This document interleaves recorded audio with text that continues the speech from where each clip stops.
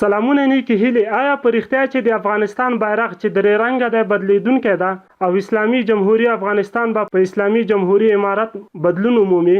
ټول حال په ویډیو کې در سره تر اخره پورې وګورئ. ویډیو در سره حتما لایک او نور ملګرو سره مو شیر کړئ. لومړی زموږ د یوټیوب چینل پښتو ټاپ ټي وي همدا اوس در سره سبسکرایب ور سره خوا کې د ګونګړي نشان ووهئ. ولسمشر غني وویل چې راتلونکې میاشتې برخلیک ټاکونکی دی چې د اوږدې مودې لپاره به د افغانستان مسیر وټاکي، خو هغه ټینګار وکړ چې د سولې په بهیر کې په افغانستان پر امنیتي ځواکونو او نورو ارزښتونو معامله ونه شي. افغان ولسمشر محمد اشرف غني د سه شنبې په ورځ د اختر په مناسبت د امنیتي ځواکونو په یوې غونډه کې وینا کوله او ټینګار یې وکړ که څه هم سوله راتلونکې ده، خو دغه بهیر به د امنیتي ځواکونو پر سر د معاملې پر بیه په مخ لاړ نه شي.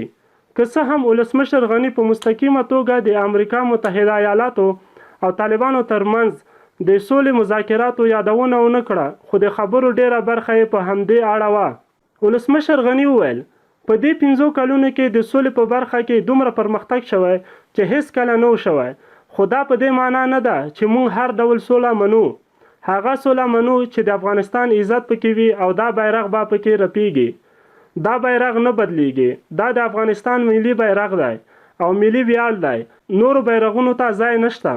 افغان دولت او امنیتي ځواکونو د نړۍ اصلي شریکان دي، په داسې حال کې چې په قطر کې د امریکا متحده ایالاتو او طالبانو ترمنځ اتم پړاو خبرې اترې پای ته رسیدلې او دواړو خواوې د پرمختګ خبره کوي.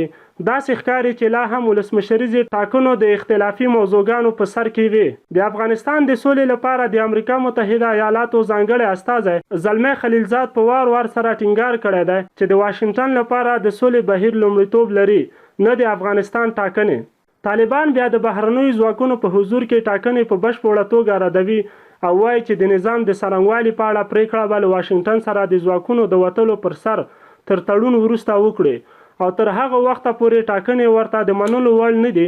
دې ډلې د راروانو ولسمشریزو ټاکنو پر مهال ان د بریدونو ګواښونه هم کړي دي، خو ولسمشر غني بیا ټینګار کوي چې له ټاکنو پرته د افغانستان دولت نشي کولی چې د سولې مذاکراتو کې پریکړې وکړي.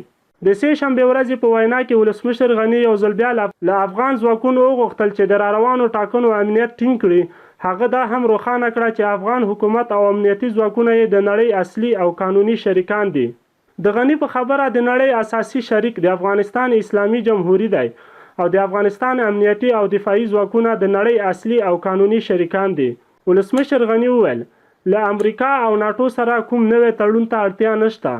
په هغه ورځ چې انشاءالله د سولې خبرې اترې پیل شي یوه ګډه اعلامیه به خپره شي.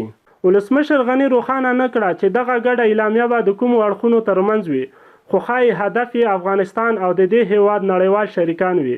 د افغانستان ولسمشر په خبره په دې اعلامیه کې به په ډاګه شي چې د افغانستان اسلامي جمهوریت د ټول افغانستان د رسمي او مشروع دولت دی او ټولو خلکو استازیتوب کوي. د هغه په خبره په اعلامیه کې به دا هم وویل شي چې د افغانستان امنیتي ځواکونه د نړیوالو ځواکونو شریکان دي. ولسمشر غني زیاته کړه دریم ټول امنیتي تړونونه مو پر ځای دي او پکې هیڅ بدلون نه راځي. څلورم زموږ د امنیتي ځواکونو د تمویل او تجهیز لپاره روښانه ژمنه موجوده ده. که څه هم د سولې په روانو مذاکراتو کې یو د بحث موضوع اوربند ده، خو ولسمشر افغان امنیتي ځواکونو ته وویل چې د سولې د تړون تر تصویبېدو د خپلو بریدونو ته دوام ورکړي. هغه وویل تر هغې ورځې پورې چې د سولې پیمان د افغانستان د خلکو لخوا تصویبېږي د افغانستان د امنیتي ځواکونو دنده د قوي استعمال دی.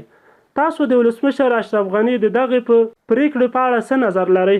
خپل نظرونه مو راته په کمنټ کې پرېږدئ. ویډیو در سره حتما لایک او له نورو دوستانو سره مو شیر کړئ. د تازه خبرونو او معلوماتو لپاره در سره زموږ د یوټیوب چینل پښتو ټاپ ټي وي همدا اوس سبسکرایب کړئ. تر بلې ویډیو مو په لوی رب سپارم.